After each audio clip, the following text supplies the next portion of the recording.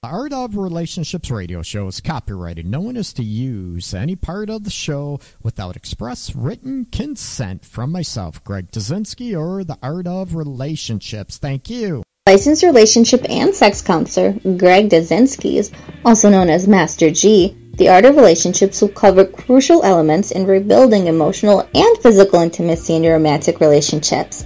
He will also welcome live calls from listeners and help him with these very challenges. Heard of the old repetitive and tiresome tit-for-tat arguments? Greg gets to the root of couples' challenges in a quick, matter-of-fact format, plus applies compassion and humor. Join in discovering how to improve your romantic relationship and your own life. Listen, laugh, and climax to a happier you. Greg is a licensed professional counselor in the state of Michigan, but to some of us, he is simply known as Master G. Hey, everybody. Welcome back. Uh-oh. Ooh, almost screwed up the song. I hope everybody's doing okay. Welcome back to the Art of Relationships radio show. I am live coming from you, or to you, I should say. Coming from you. From the beautiful downtown Detroit, the big D, Detroit, Michigan. I am Greg Dzinski, licensed professional counselor, relationship sex specialist, Detroit's love guru, as it was coined to me not that long ago. Welcome, everybody. This is the Art of Relationships radio show, and I tell you, I feel like almost a virgin. It's been a while since I've been live, battling damn cold, whatever you want to call it, going around. Everybody's getting it all over the place. Anyways, welcome back.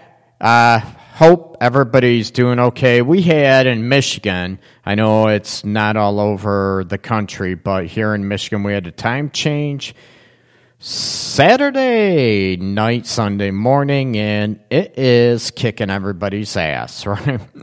So, including me too. My energy's been like in the toilet. Tonight, we are going to be talking about love addiction and hopeless romantic. And the hopeless romantic. I was honored to be a guest host on another radio show, Overcoming Addiction, Sunday, actually. It was pretty cool. After a rough start, anyways, got on late. But anyways, we're talking about, love addiction, also codependency, dependency issues. It was a fun show. And I want to carry it over on my own show tonight and talk about love addiction, hopeless romantics. We're going to get into, are you so addicted to love that, you can't break out of an unhealthy, toxic relationship? Ooh. Plus, again, any questions you have, you can give me a call live, 313-614-9498. Again, 313-614-9498. You can also join me on the live chat, as I'm sure a lot of people will be hopping on shortly. The live chat, you can download Spreaker's app. That's Spreaker. You can find it in the App Store for Android, or I think iTunes, wherever the apps are for Apple devices, mobile devices, or you can listen at Spreaker.com and search for me, Greg Dzinski, Dudzinski, or The Art of Relationships.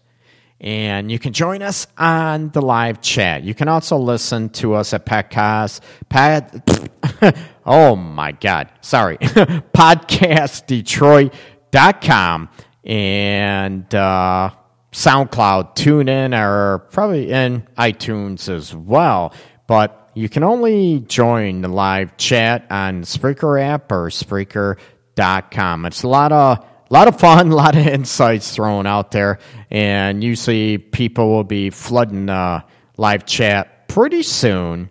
And what else is going on? Okay, we are, going to be talking love addiction, hopeless, romantic aspects. And it was a discussion on Facebook, and I mentioned, regarding the show I was a guest host on.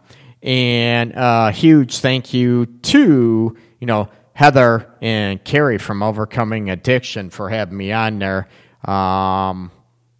It was fun, a lot of fun. And hopefully, there'll be guest hosts on my show, and I'll be hopefully invited back on their show too. It's a lot of fun, and having numerous people on the show is a lot of fun. You throw out different ideas, it makes for a hell of a show. A lot of fun, maybe some sass going back and forth, but I think I might have enough for everybody on this show. Well, actually in my own life. And I also want to give out a huge thank you to my human sexuality class today. It was very, very cool, heartwarming. A lot of kind words were thrown my way, and I am, oh my God, so humbled. And I can't remember all the years, I've been teaching too, experience that. So, I get some warm words and everything, but it was really, really cool. And I want to give a shout out to everybody out there. And damn it, you better be listening, because I don't have your final grades in or calculated. So damn it, you better be listening to the show. No, it was very cool, and I posted a little bit about that on my Facebook page, and you can check that out under Greg Dudzinski. Again, spelling of my last name is Dudzinski.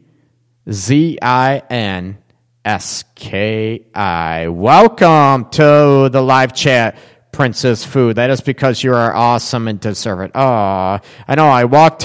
I told everybody, all the kind words and stuff, and I'm very flattered, very humble, and a lot of warm hearts, a lot of great people in the class this term. And told him, oh my God, all the warm worms. How in the hell am I going to walk out of here with a frickin' Woody now going on? It was just not right. But I'm very flattered. It was cool. Welcome, Princess Fu.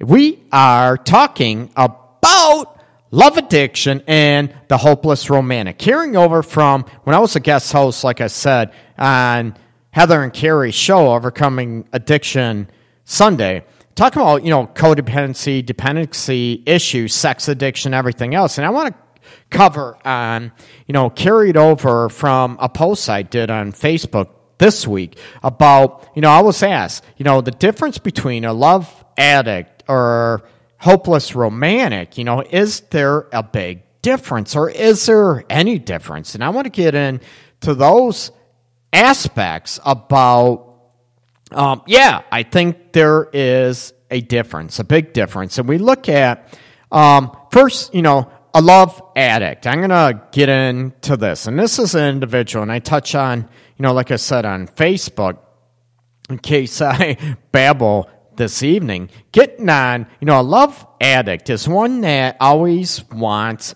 the high. Let's face it, we love that in love feeling where we feel loved and craved and desired. And you know what? You can't get enough of each other, right? We just freaking love it and engulf each other, and the whole world just sort of, we might ignore it, which might not be good, but we ignore everything else against us. We can't wait to talk, text, kiss, make love, be around that person again. And all of a sudden what happens, we get the attitude to where, when we get in a relationship, we love that person, and it might wane, ebb, and flow, as we know relationships do.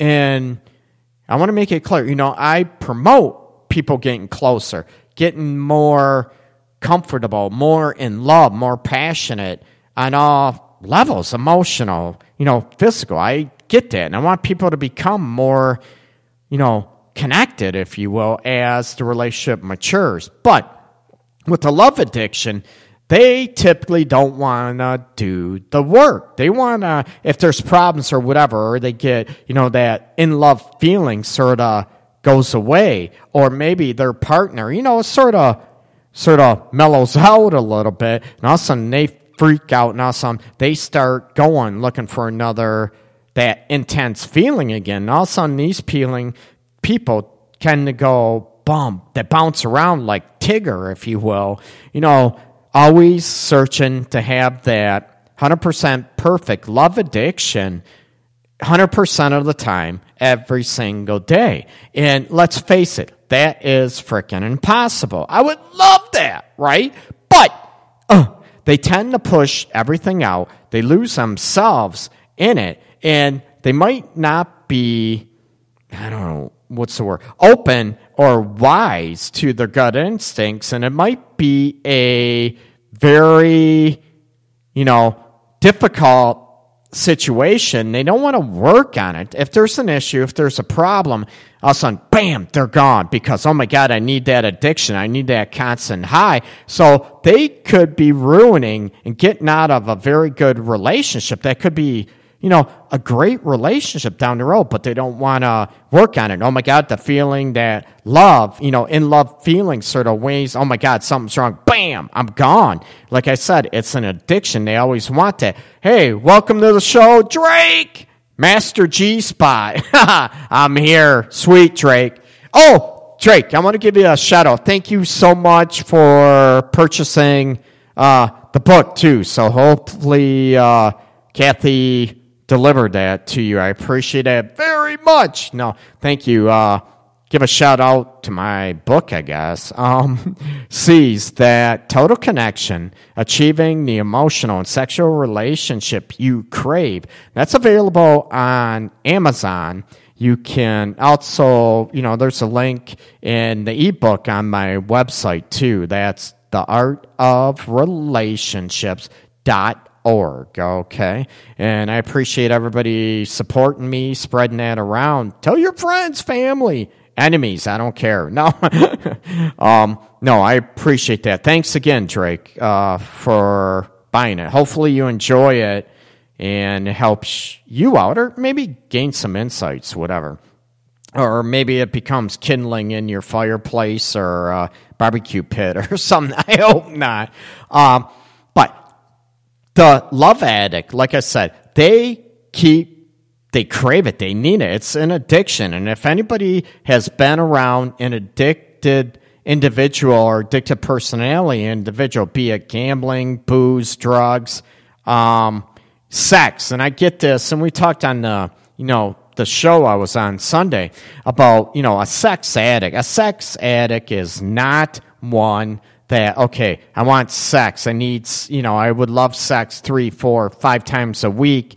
And you know what? That's what I want. That doesn't mean you're an addict to sex, right?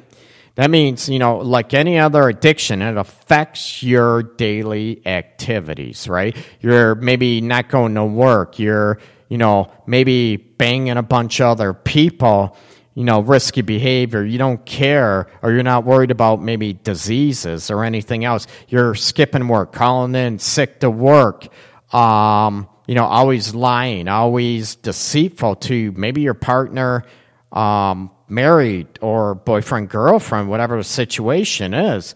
And it interrupts your daily activity. It's usually an addict. So, I get people left and right that come in here, oh my God, my wife's a sex addict. My husband's a sex addict. He wants sex 3, 4 times a week, Greg. Oh my God, I think he's a sex addict. And I try to be respectful and try to hold back from laughing. No, you know what? That's not an addict. A porn addict, right? They might, rather watch porn than have genuine, real sex. Well, if you masturbate, that's part of sex. But a porn addict, typically would rather watch porn than have sex, or they're always, spending a lot of money more than you have, buying porn, watching porn. Again, you're not going to work. You're watching porn at work and you just can't stop. And, you watch porn at work, you get fired and all those aspects. That's a big, difference than someone that watches porn periodically, or, it doesn't disrupt your lifestyle. So I wanted to clarify, that with, a porn addict or, a sex addict or whatever. You got to be very clear. And a lot of people, throw those terms around and labels around. You have to identify exactly and read up, do your research, what an actual addict is. Don't just throw terms out there loosely, like, the big one now, the last, 5 years or so. Oh my God, you're bipolar. You know what? Not necessarily, right? You have to be diagnosed again, right? You have to be diagnosed by a licensed mental health professional, aka me, a medical doctor, psychiatrist. So you got to be careful to throw words out there. Now, if you think you are, your partner is, that's a different aspect, then look at it and look at getting help. Just because you have different sexual drives doesn't make you, or your partner a sex addict. So, a love addict, right? Bounces all over, like I said, Tigger, trying to maintain that constant in love, infatuated feeling, if you will, and you're shut down the outside world. Maybe, also, you're always being with that person. You might be shutting out friends, family members that you used to hanging out. And I know, when we get in a relationship, we want to spend time together and all that stuff. I get that, and that's healthy. And like I said, everybody's different. If two people get together and they don't have a lot of friends or family around, they're not going to do that. But that's, just an example. If you do have, you go out with friends, family, whatever, you're used to seeing them, all of a sudden you cut them all out for the sake of a new person, and you're bouncing all over the place. That's not a healthy situation. You have to look at, what, am I addicted to love? And let's face it, I mentioned at the beginning of the show, I love that and love feeling. Who the hell doesn't, But to work through those and to, work through problems and issues in a relationship to make it stronger, work on problems, that's all about a healthy, happy relationship. But an addict, they're not going to work on problems. Usually, typically, the first sight of a problem or an issue, bam, they're gone. They're looking for that, oh my God, if it's a problem, something's wrong, I'm out of here, it's not right. So they're craving that in-love feeling. Excuse me. I get, and the big difference, getting on to the hopeless romantic. And I was, like I said, I was asked this, isn't a hopeless romantic a love addict or a person that's addicted to love or that in love feeling? No. We get the hopeless romantic is one, right? That is, oh my God, loves romance, little mood music all the time, always writing love letters, notes, cards, flowers, the whole routine. And the hopeless romantic can be a woman or a man. It's, a lot of, when a hopeless romantic, everyone assumes it is a man in that role. Not at all. A lot of women, and we all know, right? Women are romantics, right? Not all women, believe me, not all women are.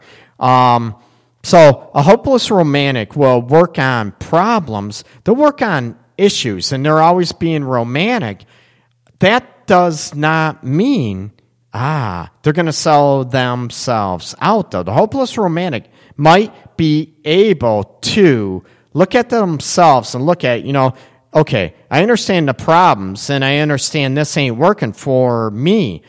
That is the big difference. They're able to work on problems and look at issues, maybe look at their own issues, and not sell themselves out and work through the relationship issues. Once there is an issue, they're not going to book like a love addict, okay? They're not going to be able to look at the dynamics and say, you know what? Oh my God, I'm out of here. I want that constant love feeling. The hopeless romantic is aware of there's the ebb and flow of the relationship dynamics, But they were always looking for maybe ways to spice up the relationship, make their partner feel loved, appreciated. God, who the hell doesn't want that?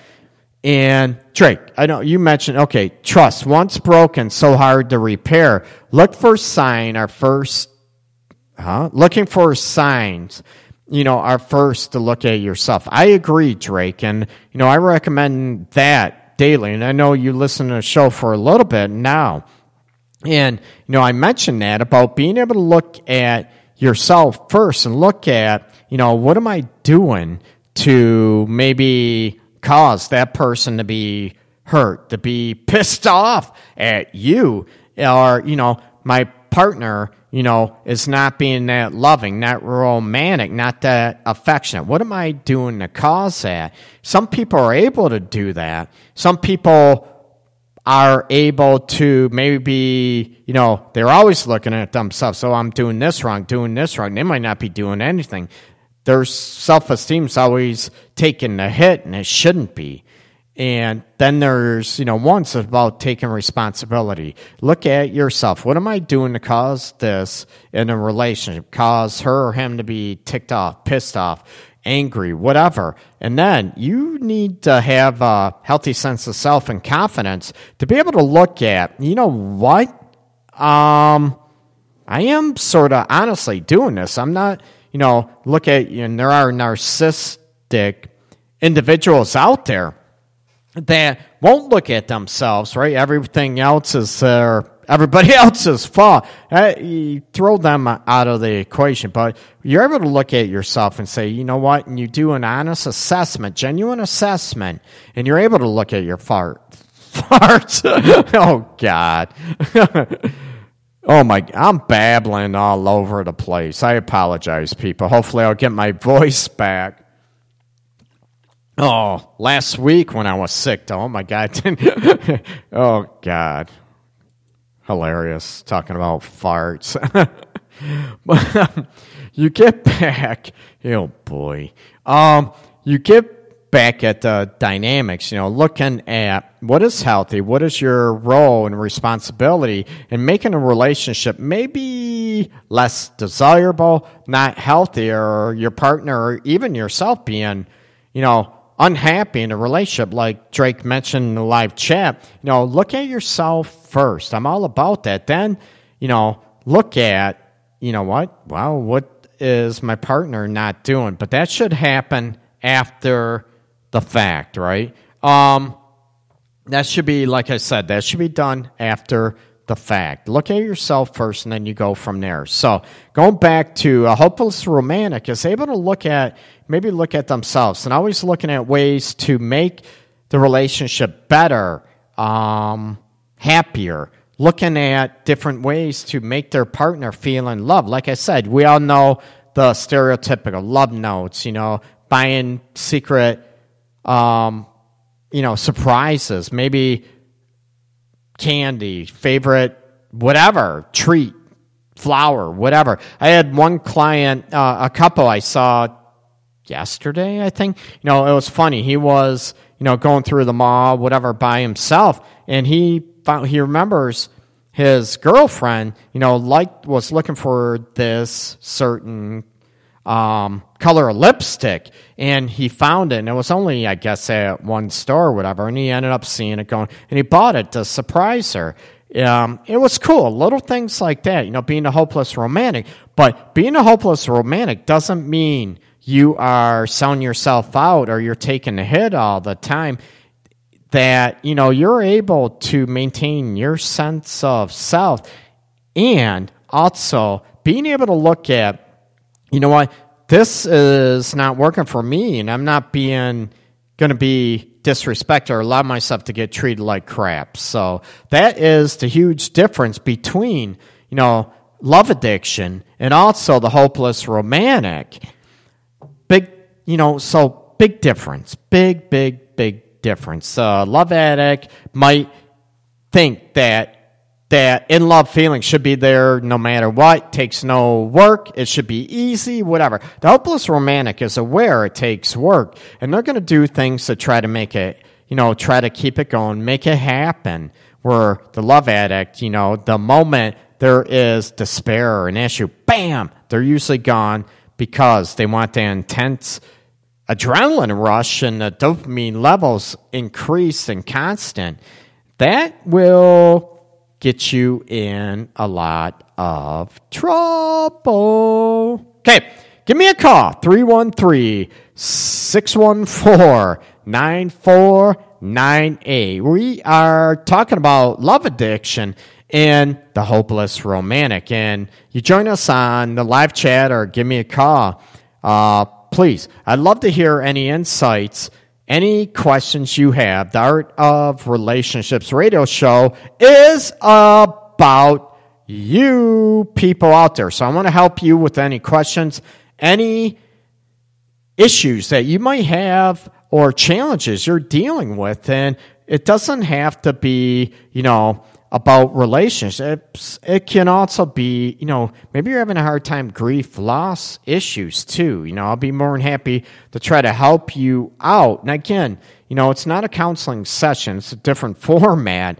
Probably more of a smart ass cocky on here. That's just who I am. But I'm also compassionate and very humble. Okay. So I want to help people out there. That's what the show is about. Great, good. Keeping it real. Keep it going. Now, I want to get on about the hopeless romantic. And I want to get on dynamics. You know what? Is the hopeless romantic, is it a bad thing being a hopeless romantic? Is it bad? Are there limitations to being a hopeless romantic? And I want to hear from men and women. Can a hopeless romantic be over the top? Meaning, come across as too needy? Ooh, is that a big issue? You know what? We're going to talk about this after a quick break. Okay, this is the Art of Relationships radio show, and I will be back after this quick break. If you're looking for that unique, cool fashion statement, check out Shoes by Shay on Facebook. She has hand-painted, hand-designed canvas shoes for you, your loved one. It's an inspirational piece unique to your own taste. Check out Shoes by Shay on Facebook. Again, that's Shoes by Shay on Facebook. You're listening to the Art of Relationships radio show on the Podcast Detroit Network.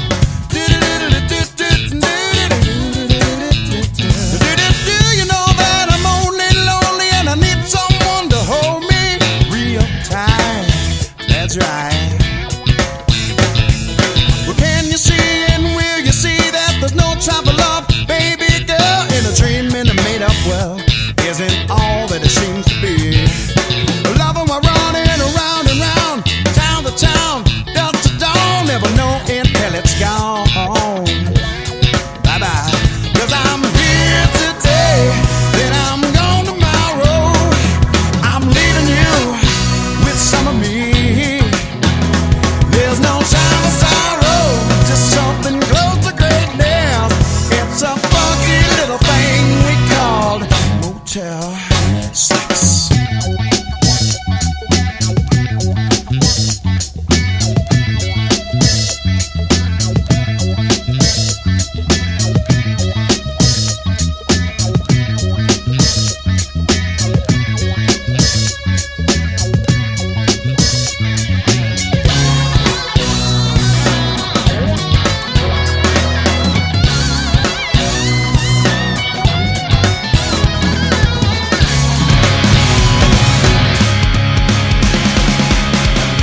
Waking up, kissing the floor of a bathroom stall. This isn't any way to live, no, not at all. And every one of these kids is so original. White suit, black tie with chucks, and I can barely pull off a standard tux. But why would I need to worry about it when I do it all again every night? As someone else, crashing parties, raising hell. Maybe I should get some help. Start to call myself the great pretender before they tell me, wait, remember when you used to stand for something more than this? I always think it's happy ever after until it's a complete disaster, until another name is falling from your lips. Oh, when did I become so cynical? When did you become so lyrical? If only the ice beneath my ribs would crack. Red smile, black eye, I'm stuck, I guess. I didn't know bad luck could wear a dress. I meant I hate you when I said wish you the best. But I'm a whore, I guess they mentioned that I'll strip down for your attention, and you'll be stuck here in suspension. I start to call myself the great pretender before they tell me, wait, remember when you used to stand for something more than this? I always think it's happy ever after until it's a complete disaster, until another name is falling from your lips.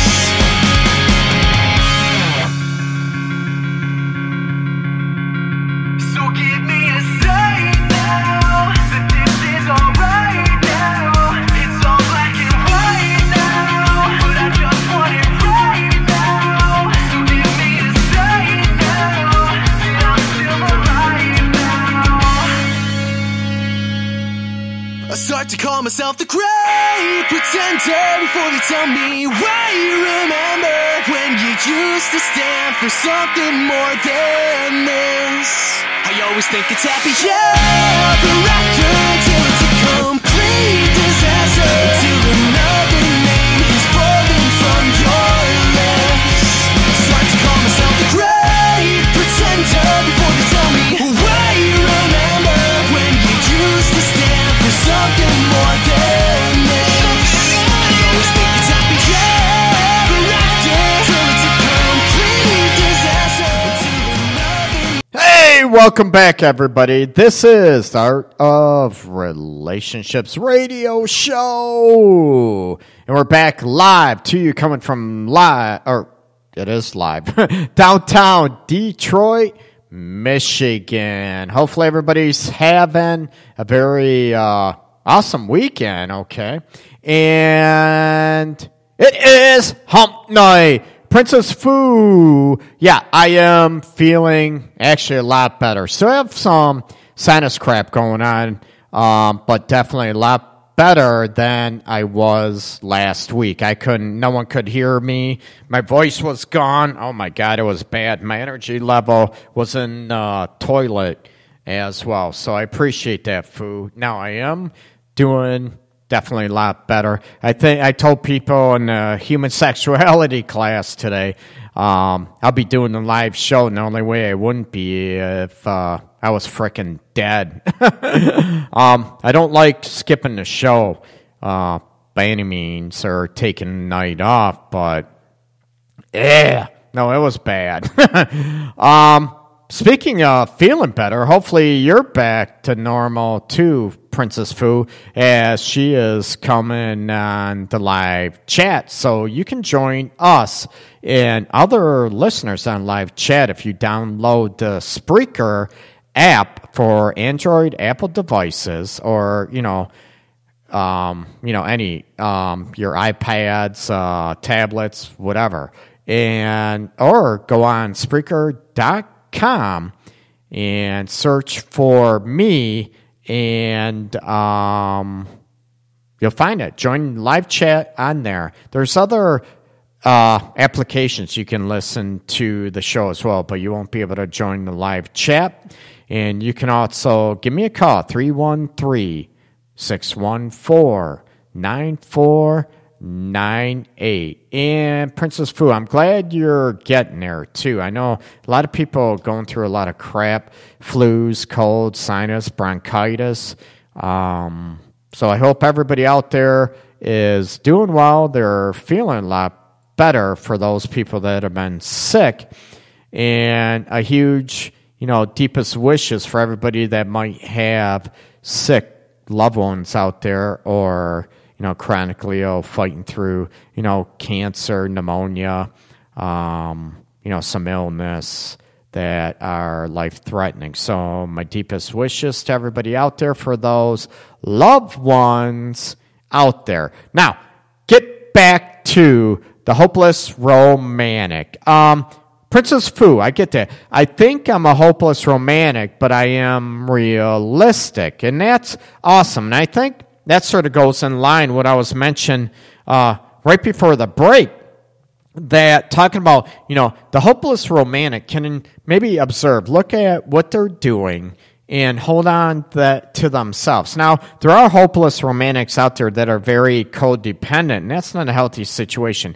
A healthy, hopeless romantic is one that is able to look at and understands relationships might go through ebb and flow. They don't need the constant, high in love feeling that a love addict will require. They require it 24/7, and if it's not there, they're gone. They're on their way to somebody else real quick, okay? So being realistic, you can be realistic, absolutely, and still be a helpless romantic, okay? And, we get into, and I'm going to get in later on in the show, we're going to talk about, maybe differences, codependent and dependency issues. And, because you're a hopeless romantic, does that mean you are not sticking to your own values? You're not loving yourself, and you're allowing yourself maybe to settle, or maybe get treated a certain way that normally you would not allow, okay? That you're strong enough and confident enough to say, hey, you know what? My needs are important too, and I shouldn't be the one that's doing all the work in a relationship. Yeah, I'm being a hopeless romantic and doing my part and doing my share. However, you know what? I want a partner, a lover, to be able to do the same things, okay? There is a huge, huge difference. I want people to be loved, of course, be desired. And, I want it to be how you want to be loved, and not always to the point of selling yourself out. And you know what? You're always doing the work, and the other person, they're sort of half-assing it. Now, the problem is with the hopeless romantic, what happens if they have a partner that is, you know what? This is just me. I'm not a hopeless romantic. It's not just me. And they don't want to evolve. They don't want to grow. Then, what do? Are you stuck? Do you stay there? And I've talked about this on numerous shows before, and it's not an easy situation to be in. And I'll get into, dependency versus codependent aspects, or maybe personality types, or in relationships later on in the show. And I want to hit on going back to the hopeless romantic. I would love to hear some individuals on the live chat, or give me a call. I want to hear, are there boundaries that are in place with, limitations, the hopeless romantic? Can it be over the top? And I'm going to hit on men, and I want to hear from the ladies out there too. And I want to even hear, maybe this is you out there, men, that you're playing this role. And what is the difference between, you're a hopeless romantic, being a guy. Can it be over the top? Can it be, should you set limits? What do you do? And the old adage is, does being a hopeless romantic, does it mean you put your man card through the shredder, or it's in your girlfriend or wife's purse up on a shelf in a jar? The old, you got to take your testes back from the wife or girlfriend because she's got them in her purse. And does that mean, being that you lose yourself and be a hopeless romantic and be, a wuss? Now, are there limitations out there for a man to be a hopeless romantic, but they're seen by their lady or whatever, or maybe in, not only heterosexual, but gay or lesbian relationships, that they're seen maybe as a sap, maybe the doormat, that they're being a wuss, and maybe they're not being, manly because they're too much of a hopeless romantic. And I want to hear, are there, women out there that think, I want a manly man, and they want a manly man, hopeless romantic at the same time, and you're supposed to get it right. What is what? What the limitations are, and you have no freaking clue. So you do one, no matter what you do, it's wrong. Why in the hell are women like that, right? No. Princess Fu, I meant, no, I want to read, I want a grown up, someone who is serious, too, not always fun and games. Oh, shit. There goes me. Sometimes I wonder if it is habit, even though there is a lot of love. I wonder if it is enough. You know what? When you're talking about, that's actually a great question. You know what? Are you in a relationship? And part of us are in a relationship, let's face it. Is it out of habit, out of comfort? Or is it, we love the person, but we're not in love. And we're told throughout history, society, right, that we are supposed to be, doesn't matter if you're going to fall out of love and you just need to stay together to death do us part. And society says this, religion, whatever. Oh, yuck. I promote healthy, passionate, loving relationships, right? I don't want people to be unhappy and, they could be married crap for 50 years and be totally unhappy and talk. I think there was a student in human sexuality today that were talking about that, her mom and dad been sleeping in separate bedrooms for no reason other than maybe they can't stand each other for the last 20 years. And I'm like, man, that sucks. That's why, Drake just mentions, comment on this topic is that's why some women choose bad boys. There's no rules. Is that true, right? So, is it that women, can we, Drake, talk about in the live chat, is there a parameter, that some women or all women like bad boys, that there's no rules and they try to get guys to love them, whatever. How many women out there are addicted, to bad boys, and that's all you do no matter how they treat you, and you just, you want to chase. Maybe you're addicted to that chase aspect, or what those bad boys do to you. How many men out there, I'll throw this up for you, Drake, out there too on the live chat.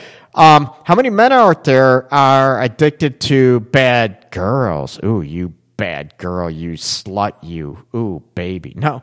Or that, you're addicted to the old adage that, nice guys are addicted to bitches. And that you sell yourself out. You know what? I'm going to make them love me. I'm going to make them do this. And it's one of those as part of the love addiction, or even, the healthy aspects of the hopeless romantic, that you're always trying to get the chase? Is that part of, the addiction, the love and all that? Is it actually the chase? And once you have it, you're like, I'm bored. And I'm looking for it again. I always want to chase. I always want to be that. It's almost like the drug addict after always chasing the white pony. Ooh, right? And another question on live chat, you mentioned, so when when to give up and not fight for the relationship, that is, that's a great question. And this is so subjective. And I get this asked, oh my God, I get this asked by clients, couples all the time. Greg, or individuals going through a rough time in a relationship, contemplating a divorce, win the fight, not win the fight. And I tell people, if you are the only one that is fighting for the relationship and you need to maybe pull back and stop, maybe allow a little space for the other person to go after you. Sometimes, and I'm not into games, and not at all. I'm not into playing games with anybody's emotions, not even with yourself. Sometimes, by you pulling back, and it's not pulling back or playing games, it's you holding on to yourself. And I use that term a lot. And I know Drake listening to the show and Princess Fu on the live chat and a few others mentions that, heard me mention this all the time, about sticking up for yourself and not selling yourself out, okay? And part of when I say about pulling back, it's not a game. It's you giving yourself an ultimatum. I'm not going to be in a relationship where I'm not feeling loved, I'm not feeling desired, craved, sexually appreciated or whatever. And you know what? Part of me is, if they're not giving me what I need, they don't care, they're not fighting for the relationship, you know what? Why am I? It's you taking a stand for yourself. And by you pulling back, if you will, or taking that stand and you loving yourself, that might trigger a change in the other person. I can't guarantee it. Not at all. Sometimes it'll trigger the other person to say, hey, wait, what's going on? What's going on? The problem is, when you start maybe giving again and always fighting for a relationship, you're always worried about the other person falling back and not fighting again. That's what I try to guard against and help couples guard against that, where that doesn't happen. And you look at the situation to where, if it's that always give and take and it only lasts a short term, then you have to look at if that person is really not working at it and not really, maybe being lazy in the relationship might be a better term, that if they're not able or willing to evolve and grow towards your needs and you're doing all the work, then maybe a separation is needed. And just step back a little bit and assess your own needs and what is valuable and important for you, okay? And that is, that's usually my recommendation. You take a stand, give yourself an ultimatum that you're not going to be in a relationship where you feel that you're the only one working or fighting for the relationship and the love and the passion and the sex, and feeling cherished, that you want that from your partner too. And that's what I promote. So it's not really, I definitely don't get into playing games. And the way I put it, like I said, taking a stand for yourself is not playing a game. Not at all. I'm not into the tit for tat game. I get rid of that with the couples I help. And being able to do that. And I want to get, Drake, you mentioned never throw in the towel if they're worth fighting for. Too easy to quit. That's what's wrong with the world. Drake, I agree. Better to have than have not. Drake, you know what? I agree that it is a lot of times, and it might be, I don't know if it's society. It could be society. It could be people being selfish, spoiled, not looking at putting forth the work, and they feel, they're lazy. They don't want to look at it, and they feel like, if I don't get what I want, bam, peace out. You know what? It's all about me, part of being selfish. And I agree with you. I think it can be too easy to quit, but a lot of people, maybe they should have quit a long time ago, and it's very subjective. You know, if they're in an abusive relationship or the partner, I got a new client, couple I saw, all the time. He's cheated on her that she knows of. They've been together, I don't know, I want to say 8 years? 7, 8 years, something like that. She cheated on, or he cheated on her that she knows of 7 times, 7 or 8 times, and I'm assuming it's more than that. And she finally took a stand that, you know what, I'm not doing this anymore. I'm taking a break, and I can't, you know, taking a stand for yourself. You know, it's very subjective, and I agree, Drake, to a point. It's too easy to quit, but there's some people that might hold on too long to an unhealthy situation. Look at, you know, what the hell is going on, okay? So I agree with you on that aspect, too. And I never throwing in a towel if they're worth fighting for, and that's a good point. And how can you define if that individual is worth fighting for? If they're not fighting for you, again, like you mentioned, Drake, a long time ago in the chat, that, you know what, you look at yourself first. What am I doing to cause this person not to love me? What am I doing maybe to cause not attracted to me? Maybe I got bad body odor, you know, grooming issues. I'm always looking at myself, and I recommend that people to do that as well. But if your partner is not willing to do the same or even a little bit, then you look at, you know what, maybe I'm worth fighting for. And if they don't think so, then maybe it's time to say peace out or take a break from that. Princess Food, there are no games. I don't know. You know, there are no games. I agree that I know, no, you know, don't be in a playing game big time, okay? I'm not in a game, and you look at, you know, what is going on in the situation. If it's not working for me, do we need a break from the relationship? Sometimes, you know, people always say about a separation that it can wreak havoc on a relationship. Now, a separation, do you agree? Now, this is where trust comes in. You know, we're going to separate and see what we really want. We're not going to date other people. When there's a separation and you agree on a separation that there's no dating other people, no talking. It's you looking at yourself, working on yourself, and perhaps the relationship. Now, what happens in those situations where there's a separation? Usually one person doesn't want that.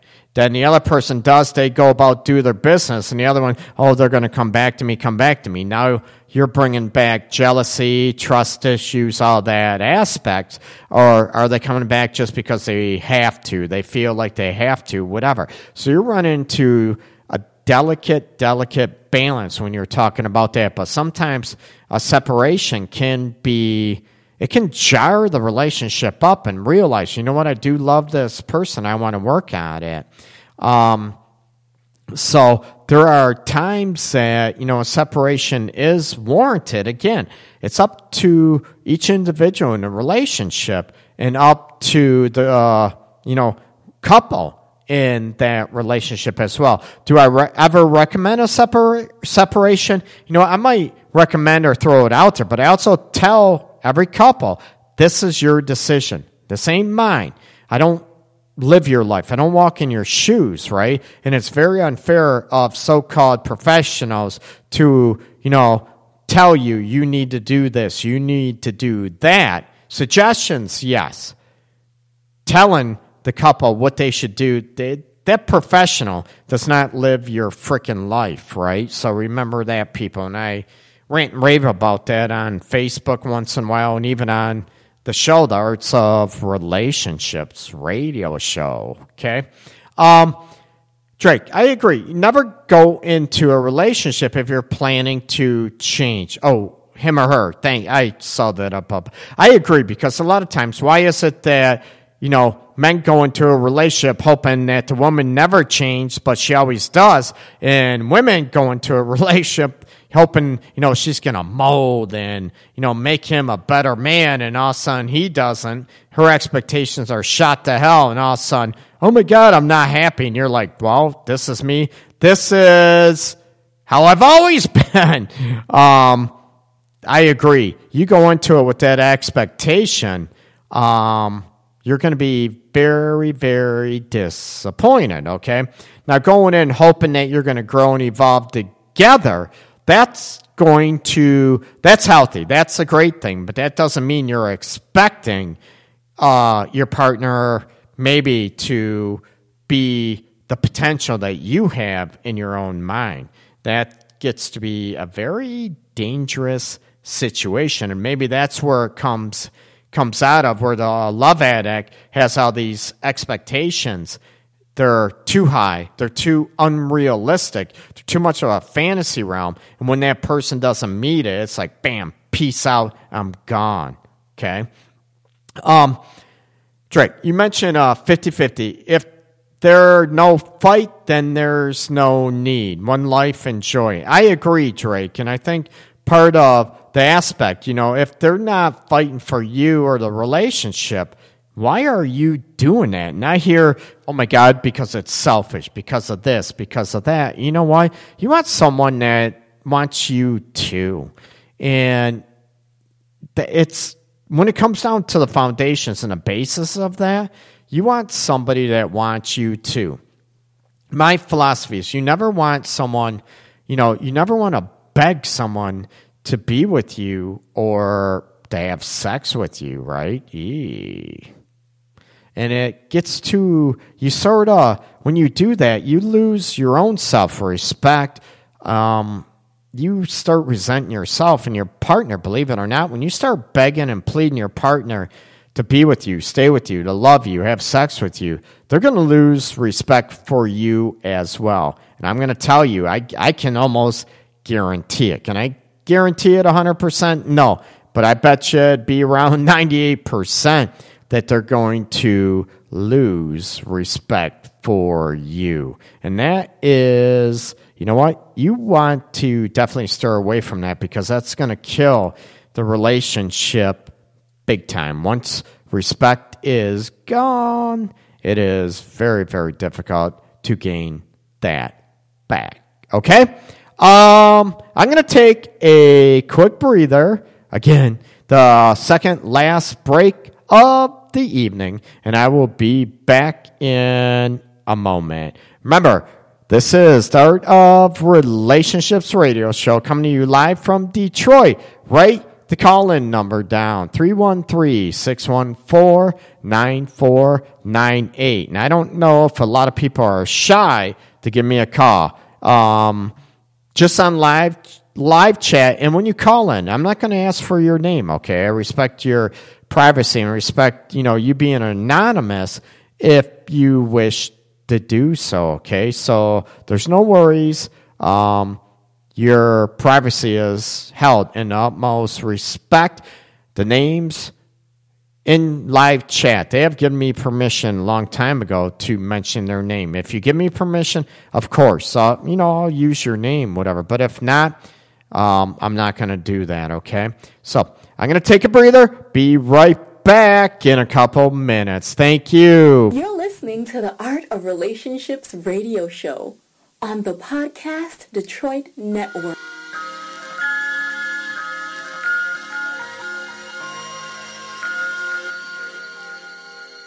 Along the way, if you feel I've left on my path as I seek success, I wish you the best. If you're feeling it's a lot that I'm forgetting and I'm different or I'm still myself, I wish you the best. Along the way, if you feel I've left on my path as I seek success, I wish you the best. If you're feeling it's a lot that I'm forgetting and I'm different or I'm still myself. I live my life by the rhythm, drums and bass. From the bottom I carry everything I face. I've been blessed, I've been granted, from that I take. Moving on maybe muffles up my mistakes. With age, lost wisdom of the time it takes. Seeing life as a chance or a time to waste. Got the urge to try to change what I can't. Feel I lose, turn to faith.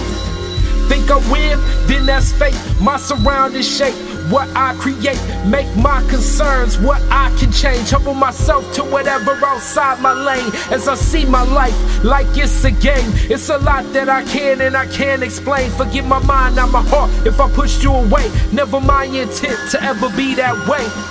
Along the way, if you feel I've left on my path as I seek success, I wish you the best. If you feeling it's a lot that I'm forgetting and I'm different or upskill myself, I wish you the best. Along the way, if you feel I've left on my path as I seek success, I wish you the best. If you feeling it's a lot that I'm forgetting and I'm different or upskill myself, listen. Time travel through the music, reminisce on what I did in ways I used to do it. Hip-hop is my influence, good and bad, both ran congruent. Taking on the world and was never was proven. Cause I knew everything and everything was stupid. What about me and anything I'm doing? I gather peers and they fed into it. Saw no more rappers and people who work. And more producers than those in the church. Not what I promote, but imagine the scope where every day you converse about rhymes you wrote and beats to pick. That'll go with this. No attention in class, cause my focus is to use rap as a platform to blow up big. Me and my friends, that's how we live.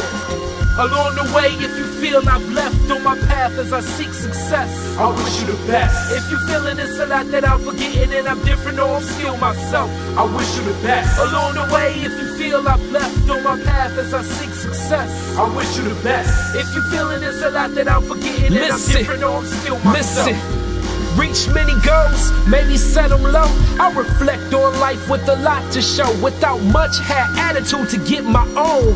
Humble myself, that's how I took that on. So the people of my past, they'll often ask, wasn't how I'm doing ever since the last. Tell them that I'm blessed just for what I have. Nothing special, kind of born, that's my path. And they thinking I'm religious when I'm close to sinners. Don't live my life by rules man is written. Seeking knowledge for myself and my past decisions. Refilling, rethinking what had me in it. Seeing faces, draw memories and emotion. If I seem off-putting, no, I'm always open. What was and what is change where I'm going. That's why history is so important. Along the way, if you feel I've left on my path as I seek success, I wish you the best. If you feeling it's a lot that I'm forgetting and I'm different or upskill myself, I wish you the best. Along the way, if you feel I've left on my path as I seek success, I wish you the best. If you feeling it's a lot that I'm forgetting and I'm different or upskill myself. That's what I'm talking about, man. I'm home. That right there. Hey, I am back. This is the Art of Relationships radio show coming to you live from Detroit City. And I want to give a shout out to the singer's lyricist, if you will. That was Wish You the Best by Carrie Frazier, Detroit's own hip-hop artist. That is K-H-A-R-Y, Frazier. Check them out. And the other players, Rev, Right Time, Regular, and Skyway Traffic. So make sure you check them out. Give them a lot of props. Again, Carrie, K-H-A-R-Y, Frazier with a Z, and Rev Right Time and Skyway Traffic. Make sure you check them all out on Reverb Nation and also Facebook and YouTube, okay? Give them props, send them love. A lot of talented people and good people too, right? If they are jerks, a-holes, narcissistic a-holes, if you will, arrogant, I don't care how talented they are, I will not be promoting them. Plain and simple, okay? Very real. Going back to the show and talking about, the hopeless romantic aspects and, getting, I talked about love addiction elements, and actually throughout the show, but mainly at the first part of the show, talk about hopeless romantics. And we got into, individual on chat that, I'd be more than happy, I'd love people to join chat and you learn from each other. And also, give me a call here, 313-614 9498. And Drake mentioned right before the break in the live chat, this show is deep today. I don't know whether to apologize or not. Yeah, it could be deep, Drake. And some shows might require, I don't know, it's just one of the mood wheels. And hopefully everybody, if you listen to the last couple episodes, the embarrassing sexual experiences. Oh my God, that was off the hook and a lot of fun. And now, it got sort of deep tonight, which it does. Some topics going to talk about, it gets deep and it gets very, heartfelt and emotional at times too. That you look at, dynamics about when to call it quits in a relationship or not. And I want to get into, finish up this evening, but the hopeless romantic, are there limitations, and are there, do you want your partner to be a hopeless romantic, but do you have limitations with that? What drives you nuts? What you consider let's face it, the man to be a sap, maybe a wuss. He's too much of a hopeless romantic, or not manly enough. He's hopeless romantic, Don Juan, the old,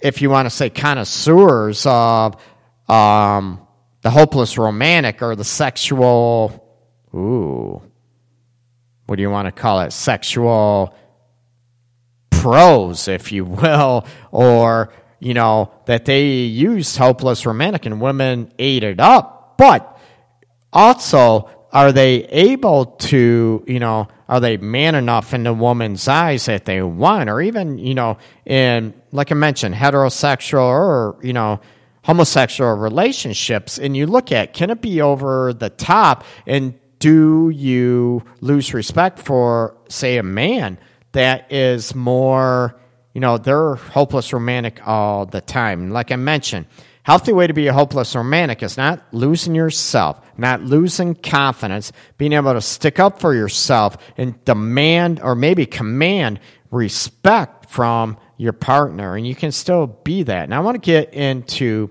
part of love addiction is, a lot of people don't look at it this way, is the issue of codependency or dependency in a relationship. And the big difference between the two, and they get intertwined, interused often. And, I don't get in people talking about this on the street. Oh, yeah, this is this way. I don't correct people. It's like, whatever.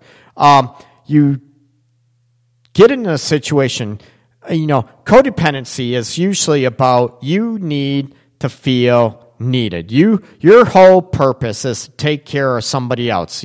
Typically, the premise is you have someone that's codependent that is usually with an addict, alcoholic, or maybe even an abuser. They're going to fix them. They're going to make them not so angry, not so aggressive, not so mean, not so, and I'm going to, I'm so dependent on making them that. That's my whole purpose. Or my whole purpose is to take care of a drug addict, alcoholic, right? And when they get clean or they dry out or become sober, you know what? Oh my God, I have no purpose again. I can't handle it, and I need someone else to take care of. Ooh. And yes, you can be codependent with your kids too, that is your whole purpose, and all of a sudden your partner is like, here, I'm left out here, I'm not even, it's not even a relationship, it's you and the kids, and I'm left out, and it's like, ooh, that's a dangerous situation. And then the codependent issue, if there's an affair, and I don't promote that, if there's an affair, whatever, then they bash. I can't believe you cheated, you did this, while looking in the freaking mirror, and you're wondering why that happened. Again, like Drake mentioned at the beginning of the show, that it is, look at yourself why stuff happens. But the codependent needs to feel, that their whole purpose is to feel needy, that they take care of somebody else, right? That is, I think, the easiest. And when people interchange codependent and dependency. The dependent person, the way I like to sort of, I don't know, my analogy for it, if you will, is the dependent person. They're the one that is needy. Codependent wants someone to take care of. The dependent person is all about themselves, okay? They're the ones with needy. They always want their feelings validated. I mean, we all want our feelings validated. But, if they're loved, if they're in a bad mood, if they're angry, if they're depressed, whatever, it's always their partner's responsibility, or maybe even the kids, which is a very unhealthy situation. They're always wanting their partner, they're responsible for their feelings. So the dependent individual is very emotionally needy, right? Their world, or, everything, their emotions are what matters, nobody else's does. No matter what's going on, you need to make me feel wanted, needed, loved. I get it. But this is dependent. And they're, it's the other person's duty. And there's almost like they're demanding the other person to always be there for them and always reassure them they're loved, they're appreciated, they're beautiful, they're this, they're that. And if they don't, and they get mad, they're upset, it's their partner's fault that they're upset, they're mad, whatever. They're emotionally needy, and it's like the whole world revolves around their emotions. And it's like, so, you look at it as codependency, is that somewhat like addiction? And also, dependency, are those any different than maybe a love addiction, maybe just in a different form? They want someone, be it the kids that, are always responsible. It's almost like Munchausen's aspect that, they have the kid they want the kid sick, having cancer, and they don't have it because of the attention they're getting. They're emotionally needy, and they're using other people to get that need met. It's sick, and it's very unhealthy. And when you're with somebody that's very dependent, the dependent individual usually will be manipulative. You don't love me. You don't think I'm beautiful. You're this, you're that. Oh, my God. And what happens is also, right, if you're honest with the dependent individual and tell them this, then you're mean. You're being a dick. You're being a bitch. You're mean. I can't, like I said, they're not going to look at themselves, or they have a very, very difficult time to look at themselves. And it's always because of you, right? I'm feeling this way, and it's your fault, and it's your job to fix it. It's your job to make me feel not this way anymore. And oh my God, it is a lot of work. It's emotionally draining, and it's emotionally grueling. And you're usually people that are with dependent people, they're the ones that are left feeling lonely in a relationship, that their feelings don't matter, and it's all about their partner. It's all about him or her. And you look at that situation, and it's like you're like, oh. And then, right, if you want to leave, you want to get out of the relationship, oh, you don't love me, you're this, you're that, you're mean, you're this, and they start manipulating you and throwing guilt trips at you. And if you get in that situation, you need to look at yourself. You know what? That it's going to be very, very difficult, that person is going to evolve and change. Like I said, the codependency issue and the dependency issue, they are almost like an addiction in itself, if not like a personality trait, which are very, very difficult to break.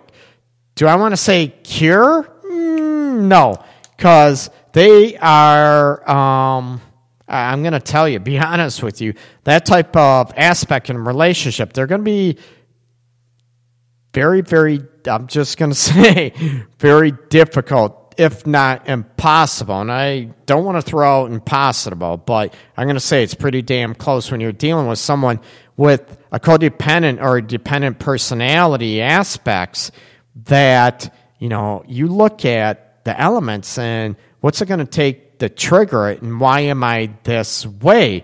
And some people, they will play the victim role, or they're always, like I said, getting out of that comfort zone, not being dependent anymore or being codependent in a relationship.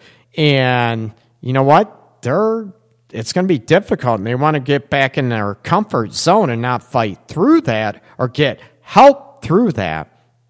And there's a book out there, it's called Codependent No More, that can help. But again, it's almost the essence of the person to get out of that situation.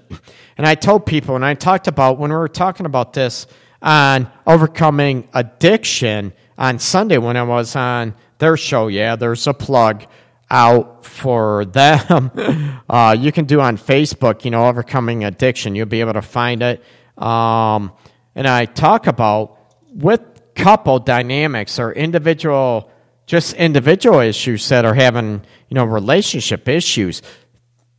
The most difficult for me as a therapist, as a professional to deal with, are people that are codependent or dependent in relationships. They are the most difficult, and trying to get at those situations, look at them to move through that and get through the comfort zone. Like I said, it's almost a personality trait that it's almost who they are.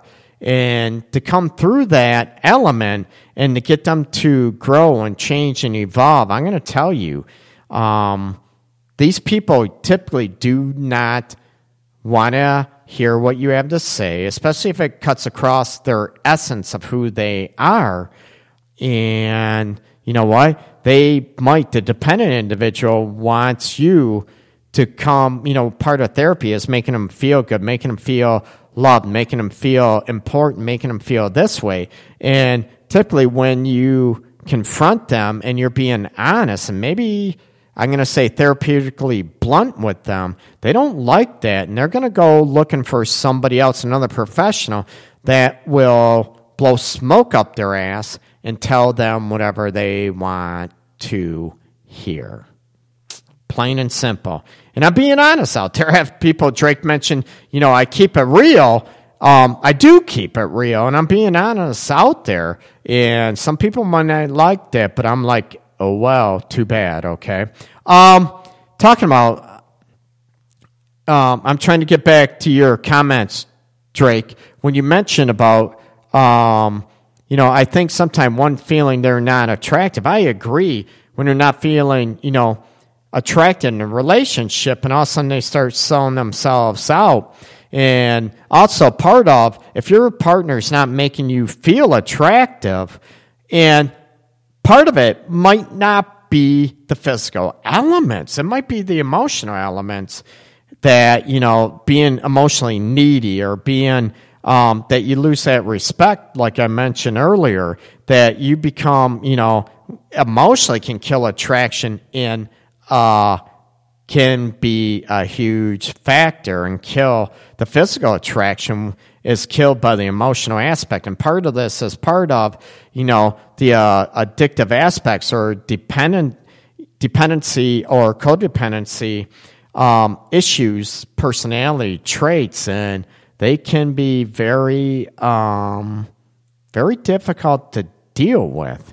And you're looking at the codependency more than a dependency aspect is, they're selling themselves out every time, and they're the ones, they're going to get into an ebb and flow that will, they'll fight for themselves, but it's almost like their bark won't have any bite, and the person, say, that they're with that is an alcoholic, addict, sex addict, whatever you want to call it, they know that they're just yelling, screaming, whatever, because they're going to go back right to the same way, because it's almost like they know it. They sense that person needs to feel needed, needs to feel their purpose to take care of somebody, and they almost know it. They might yell and scream and complain about your behavior, you're an addict, alcoholic, but they're going to not do anything about it. They're going to stay right there. They're going to yell, bitch, complain, but they're going to fall right back and not do anything about it. And that's sad. It's a very unhealthy way to live.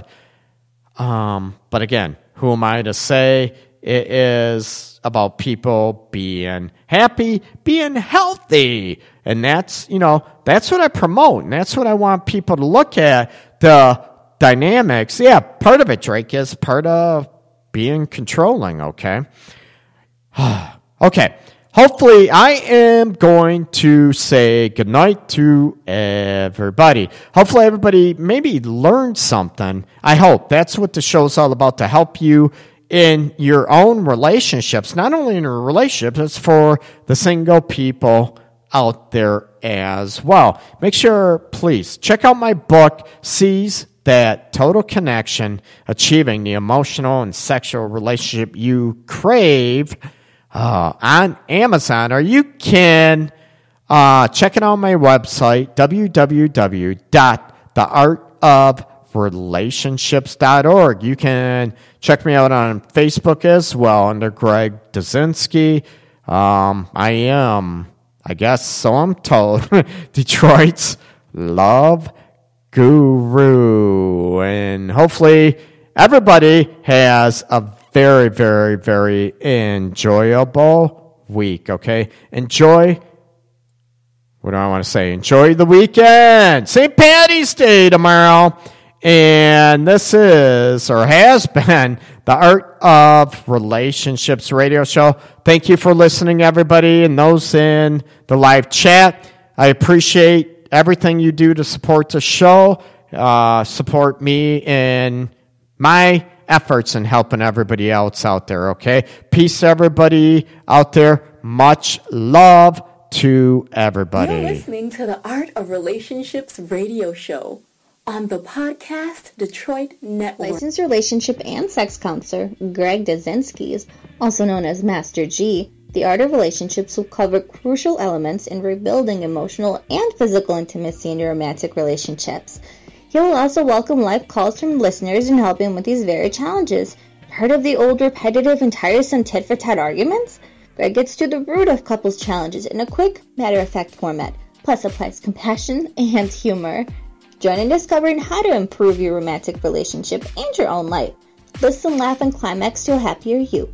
Greg is a licensed professional counselor in the state of Michigan, but to some of us, he is simply known as Master G.